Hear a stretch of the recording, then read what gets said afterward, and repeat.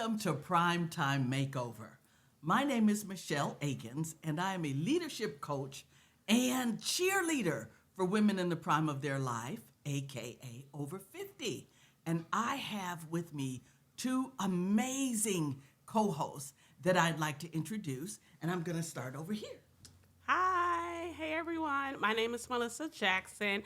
I am a certified life coach, and I am so delighted to be sharing with these incredible women, and we hope that you are blessed.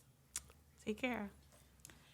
Hello, everyone. My name is LaShondra Lester. I am a licensed professional counselor, a licensed marriage and family therapist, and I'm also a divorce mediator as well. And I'm excited to be sharing our views and perspectives with this podcast. Hopefully you enjoy. Yes. And so we're here today. This is our introductory podcast. And so we're going to talk about basically life in prime time. And we could say over 50, but for sake of this podcast, let's use prime time because I did some research years ago when I was looking at this market, and marketers consider women over 50 prime timers. Why are they in the prime time of their life? Children are usually older. They may be in the sandwich generation, but they are also in a place where they can begin to make some decisions on their own just because they want to. And so we are embracing the prime of our life, but often society says this is the time when you need to slow down. You don't need to do anything extra, slow down, coast, wait for retirement, and then get put out to pasture like an old mule. So we obviously don't believe that. And so we're going to talk about the challenges, the strengths, and the opportunities for those of us who are in the prime of our lives. And who better to discuss them with than a life coach and a therapist? Because you know what? In the prime of our lives, we need both those things too. Okay. So today, introducing our first topic is forward over 50. Forward over 50. Moving forward over 50. And so I want us to talk about, when we think about somebody who's over 50, what picture do you get when you think of a woman 50 and over? Start with Melissa. I think when I think of a woman 50 and over, I feel that she has completed most of her obligations in life prior to that 50 milestone. And then I also feel that now that she's forward over 50, now in that moment, she's trying to understand, who am I? Mm-hmm. What do I do now? Because all of the things that made me who I was before this milestone, now I have to almost rediscover who I am. Yeah. Isn't that and something? That can be difficult. Huh. Scary, difficult, all of it. Trying to rediscover me after 50 years. For sure. I kind of see a woman over 50 like in a car, and she's gonna take her foot off of the brake and actually put it on the accelerator. Yeah. Right? Ooh. She's gonna put her foot on the accelerator. She's gonna say it's go time. You know, like Melissa said, in that transitional state of being able to say, I get to make some choices now. Like, life is not handing me things, but I'm actually in control of that. And I'm going to drive this car and I'm going to go somewhere, right? Girl. So I definitely see women over 50 like that. Yes. Now we get ready to bounce around because you talked about rediscovering yourself after 50. And then LaShondra said, We're going. Yeah, here we go. A woman who has had her foot on the brakes. Yes. And now you get to take your foot off the brake and put it on the accelerator. And why were some of the reasons our feet were on the brake in the first place? Because we had a lot of responsibility. Yes. Yeah. There's a lot of responsibility. And those 20s and 30s and even some of the 40s are kind of a blur for us. Girl. We're just in the trenches pretty much, Right. raising families, getting careers established, just kind of all of the things that bring that stability, right? But then when we become over 50 and those obligations are gone, we're like, okay, where's my fun? Right. Right? Where's my fun? Where's my enjoyment? Where are these things that make all of those sacrifices that I made worthwhile? Right? I get to experience those. Yeah. So yeah, I think that it's important for people to understand, like, okay, no, this is go time. This is go time. This is go time. This is not time to break. This is time to accelerate. Right. I love that. And I wish, where were you when I was turning 50? Nobody told me that. Trenches. But you know what? Put on the brake. Right.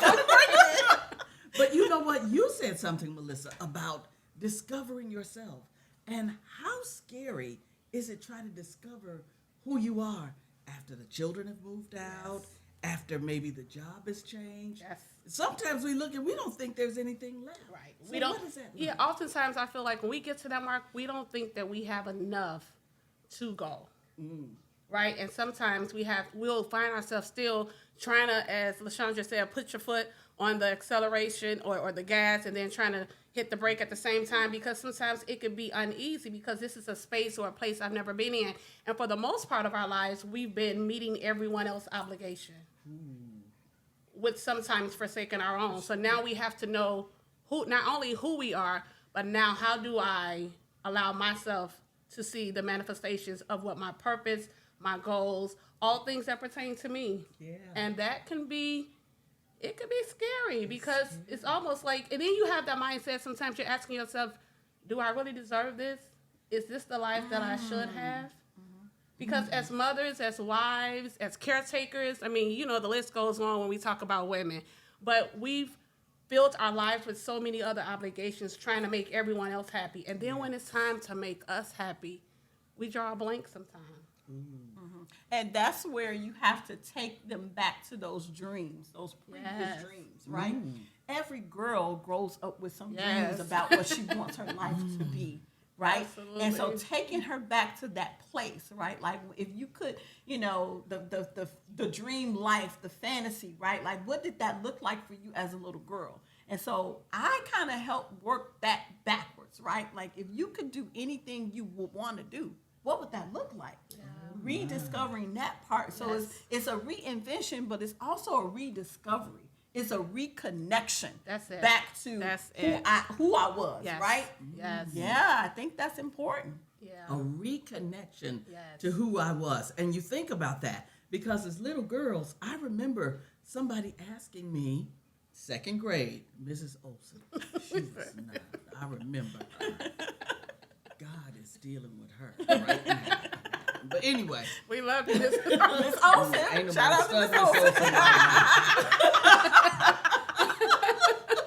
But in second grade, she asked us, what do you want to be when you grow up? And there was a picture of the ballerinas on the wall. You all might have heard me tell this story. And the ballerinas, they were all in the little circle to pose. And I was like, I want to be a ballerina. And Mrs. Olson said, black girls can't be ballerinas. And so sometimes as little girls, we get talked out of dreaming. And we carry that forward in our lives, where dreams are dangerous. Because dreams will get you rejected. And dreams will get you, your feelings hurt. And so we stop dreaming.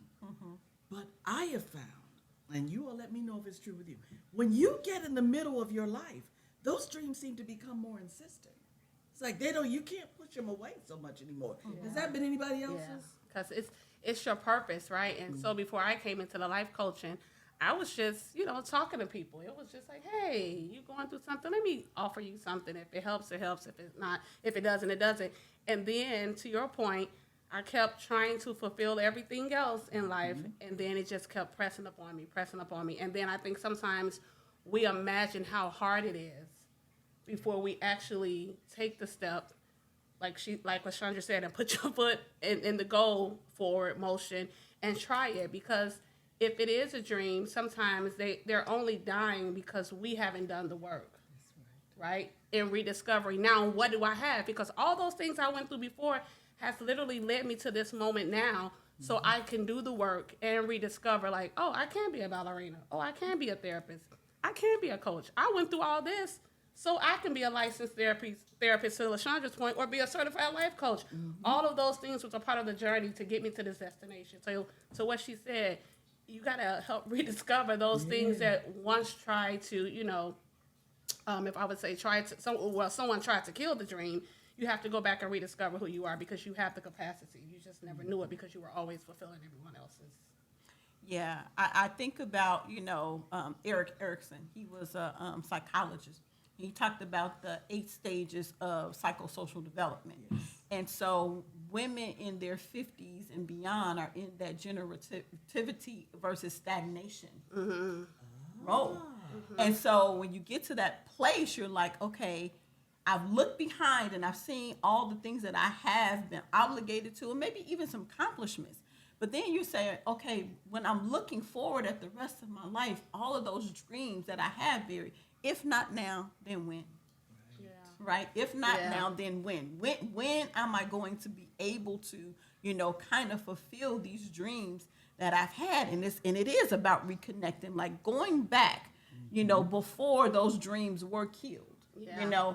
The imagination, the creativity that we had as little girls, like we could make something out of nothing as a child. You can make something out of nothing as a child, and it's so okay. That's where we're going, right? Mm-hmm. Like even through the fears and the doubts, in the hesitations and reluctance, right?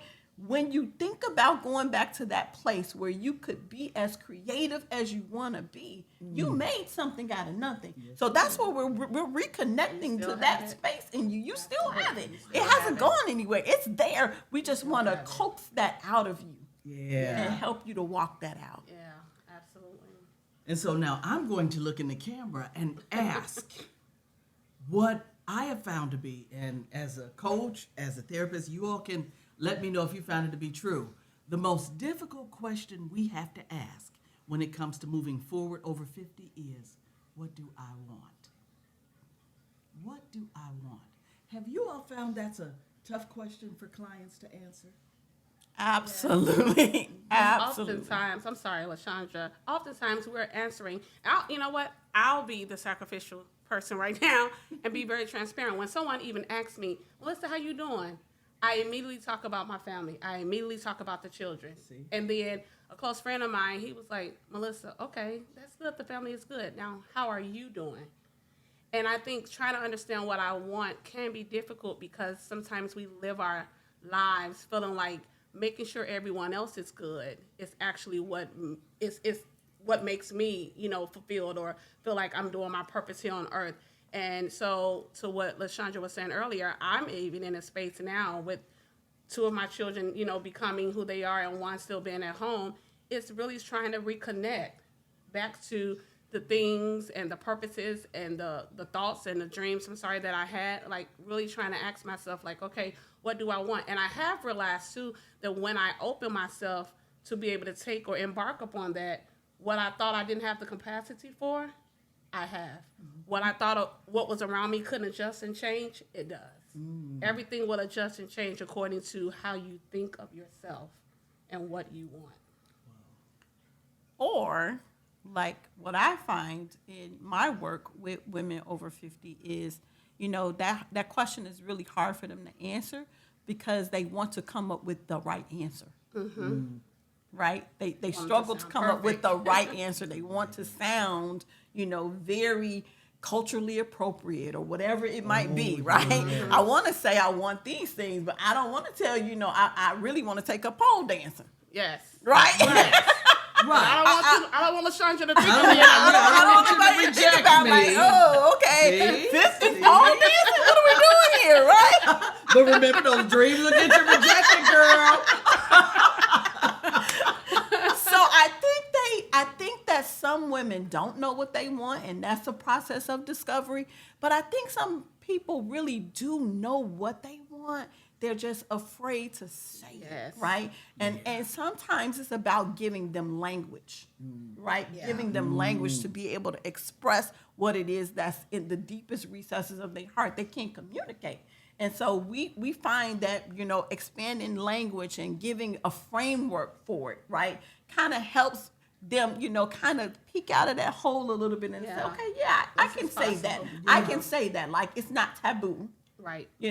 It's not taboo for me, and it's not taboo for the people that I'm going to be, that are going to be watching and viewing my life. And so being able to help them to like identify what they want, but sometimes you really do know what you want. Yeah. You're just afraid to actually move in that thing.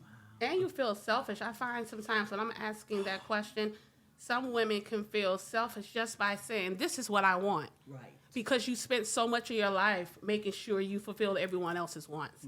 So now you're at a point in your life, 40 over 50, where it's really all about you. And now we're like, wait a minute, I can say this, I can do this, I can have this? It's possible. Yeah. But you got to let the cape down. Yes. Uh-oh. What cape? The Superwoman cape. Yeah.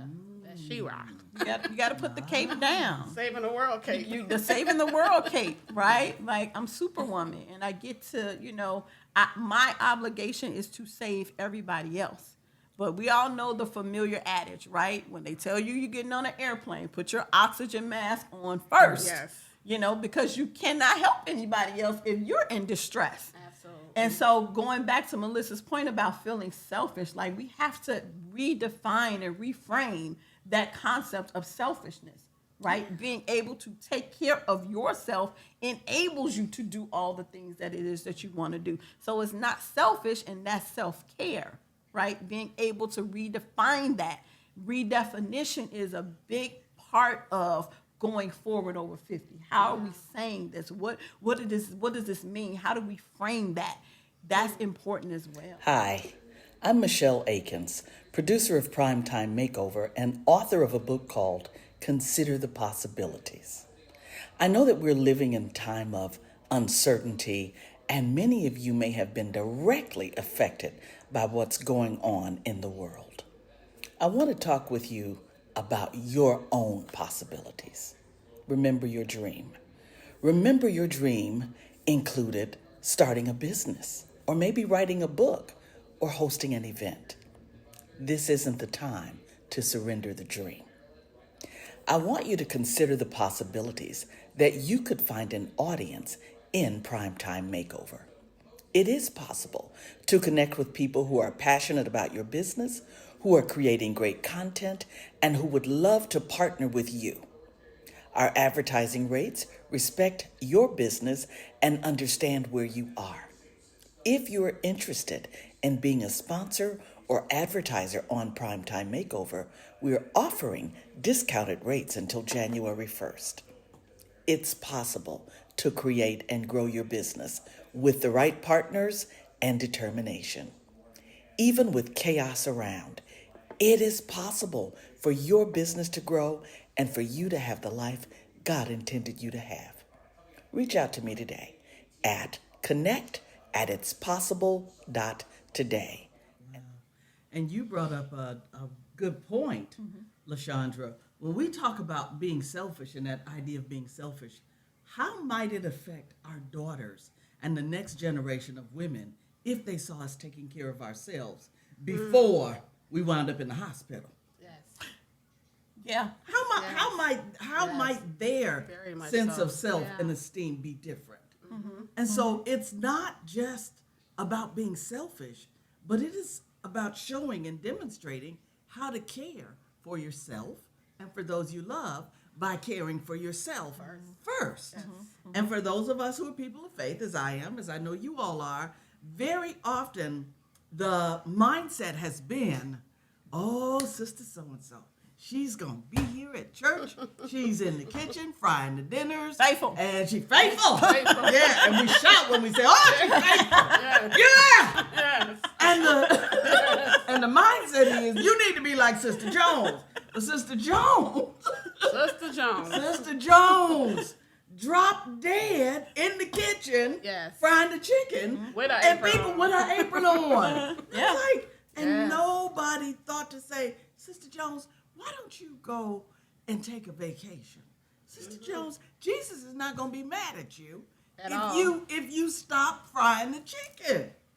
And so this whole idea of the cape, the Superwoman cape, taking care of everybody, taking care of everything, and neglecting yourself, it doesn't honor God. It doesn't honor his people. And it does not reflect the the way that he wants us treated. So, because that's not the biblical model. Oh, no. Right? That's not the biblical model. Let's just be talking about this, right? So the Sabbath was a thing. It's always been a thing. Always. It's always been a thing Always. from the very beginning. And then Jesus, when he comes on the scene, he models it so beautifully, right? He's like, I left the crowds and I went apart by myself. Yes. And that's one of the things I think that's scary, right? The being by myself, Yes. connecting with myself. Ooh, that's a scary thing because I'm not serving anything or anyone. Yes. And so now you're striking at my sense of purpose and meaning, right? If I don't do this, but Jesus models that. He says, "I went apart and play. I left the crowds, right? I'm going yonder, right? I'm going yonder." And so really, like, if we're gonna be calling ourselves Christians, right? You know, what is the biblical model? What does that look like, right? And what is God saying about that? And so we really have to be careful in Christianity. And I love God. I love God's people. But woo, you know, there's some things. You know, Yes, Lord. There's some things that Yes. we need to talk about. Yes. And so really like being able to be that rest, right? That That rest. rest. Yes. That rest. And you add that E into rest and you get reset. Right. Reset. see, you brought up the That's- Sabbath. Yeah. Do we have Sabbaths anymore? Absolutely not. See, and so even in talking with leaders, sometimes I'll be sitting across a leader and be like, I don't feel my creativity. I'm not sure. I don't get any ideas. And I will ask, not in a religious way, but say, and so when do you reset? What's your day to reset? Because that was the prescription in the Bible.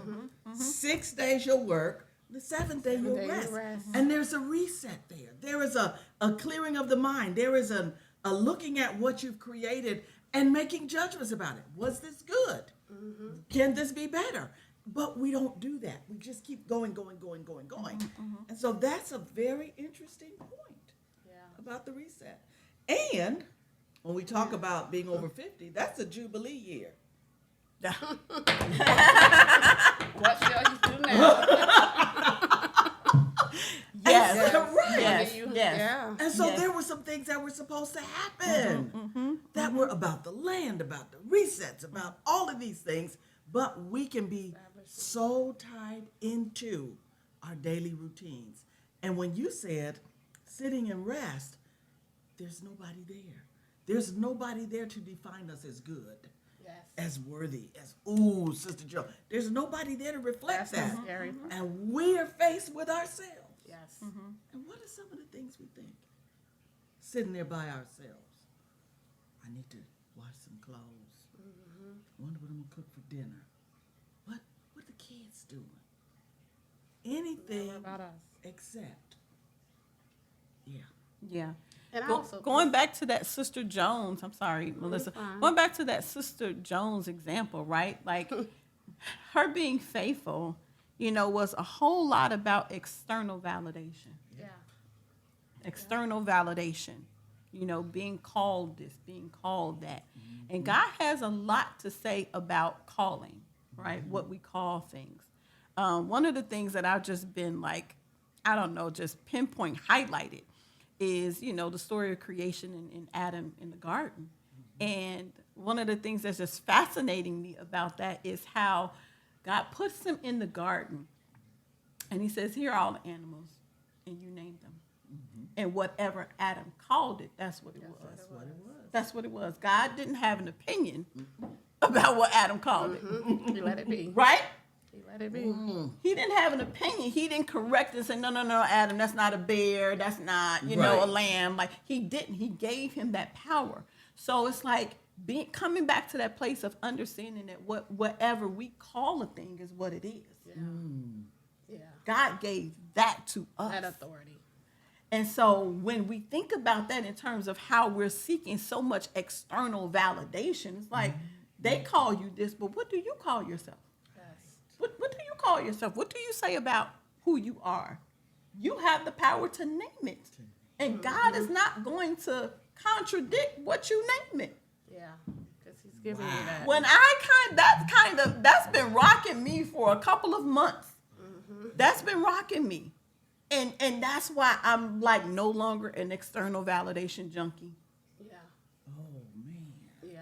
And I think that also relates to LaShondra, the people pleasing, because I was addicted to that.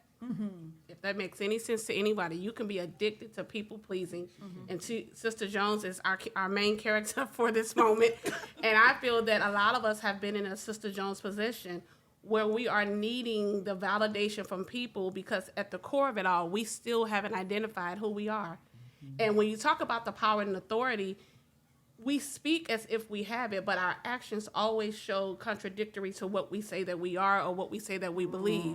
And if you're not careful, a lot of people that you think you're helping as women, we're also feeding their insecurities. Because who holds you accountable to say, Sister Jones, you don't need this Sunday off, you stay at home. But if they're insecure and if they need external validation, they don't even know how to identify when you're off your mark or when you need rest. Because we all, almost like what LaShondra said, we're almost junkies, but feeding each other's addiction.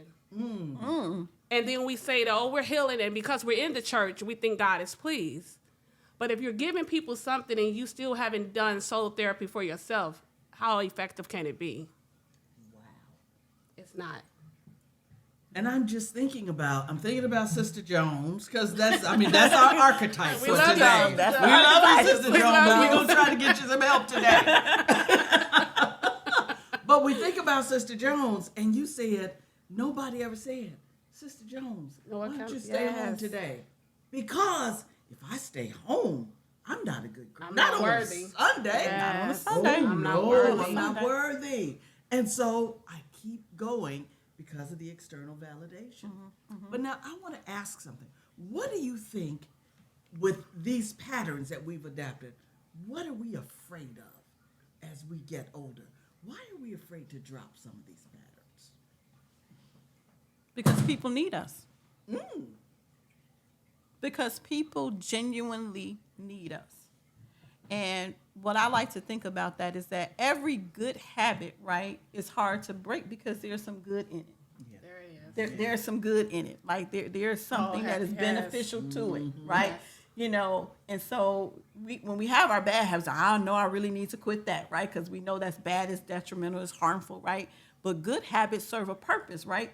And so when we know that people need us, it is difficult for us not to show up for somebody who is in need. That is ingrained in womanhood, period, because we're the nurturers, we're the life givers, we're the ones who sustain life, right? If there was no formula Who on the else? market, right? We got ready-made factory right That's here, right? right. We got a Already ready-made embedded factory. in It's us. already there, right? It's going to happen regardless, right? And so when people need us, we cannot show up as that, right? As not a nurturer, Yeah. as not something that can sustain life. And so when we're in those positions where we're kind of trying to move forward, you know, we cannot take that rest. We cannot. It's difficult, I'll say. Not that we cannot, but it's difficult for us to do that when there is a need and we feel like we can meet that need. Yeah, I would say too. I was thinking that when LaShondra said that, is that because we're always trying to fulfill ourselves through people. You know, whatever it is that we can do to satisfy people, or that people can tell us, you know, they need us, they want to be around us, whatever that should look like. And sometimes it's that codependency, you know. And if you're not careful, you will continue to fulfill their needs, and still you go lacking.